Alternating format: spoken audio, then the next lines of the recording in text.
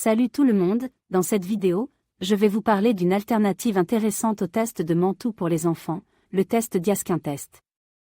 Nous allons explorer les différences dans les résultats entre ces deux tests, les éventuels effets secondaires à prendre en compte, ainsi que les réactions possibles après avoir effectué le test. Restez avec moi pour en apprendre davantage sur cette méthode innovante de dépistage de la tuberculose chez les plus jeunes. Le test Diaskin Test est un test cutané utilisé pour détecter une infection par la tuberculose. Contrairement au test de Mantoux qui utilise un extrait de protéines de tuberculose, le Diaskin Test utilise des peptides synthétiques spécifiques de la tuberculose.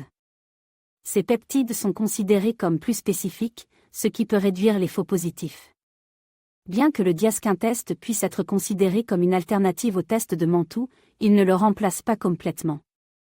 Les deux tests peuvent être utilisés en complément pour obtenir des informations plus complètes sur une éventuelle infection par la tuberculose.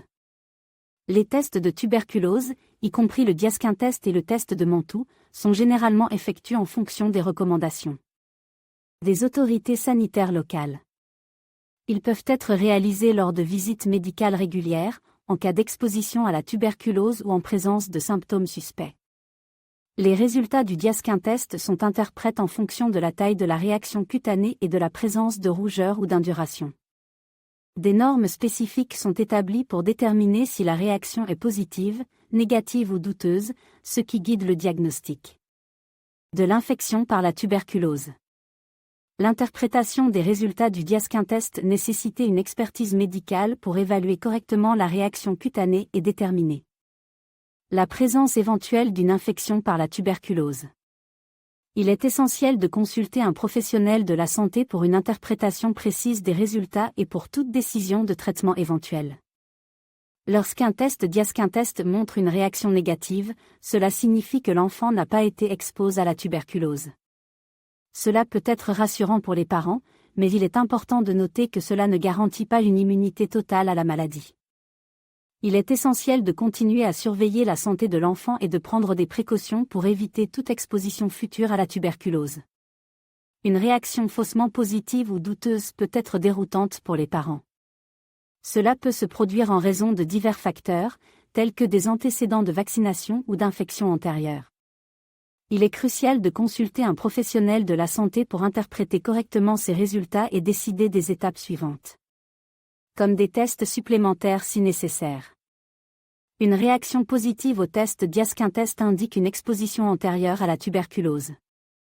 Cela ne signifie pas nécessairement que l'enfant est actuellement malade, mais cela nécessite une surveillance étroite et peut nécessiter des mesures préventives pour éviter toute propagation de la maladie.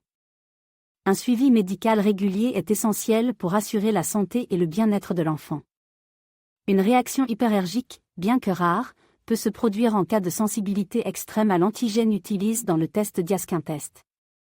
Dans de tels cas, il est impératif de consulter immédiatement un professionnel de la santé pour gérer la réaction et éviter toute complication grave. La sécurité et le confort de l'enfant doivent être une priorité absolue dans de telles situations. Il existe certaines contre-indications au test Diaskin Test, notamment chez les enfants présentant des antécédents d'allergie sévères ou de réactions graves à d'autres tests cutanés. Il est essentiel de discuter de ces antécédents médicaux avec un professionnel de la santé avant de procéder au test pour éviter tout risque pour l'enfant. Les effets secondaires du test Diaskin Test sont généralement minimes, tels que des rougeurs, des démangeaisons ou un léger gonflement au site d'injection. Ces réactions disparaissent généralement en quelques jours et peuvent être soulagées par des mesures simples telles que l'application de compresses froides. Il est essentiel de surveiller l'enfant après le test et de signaler tout effet secondaire persistant à un professionnel de la santé.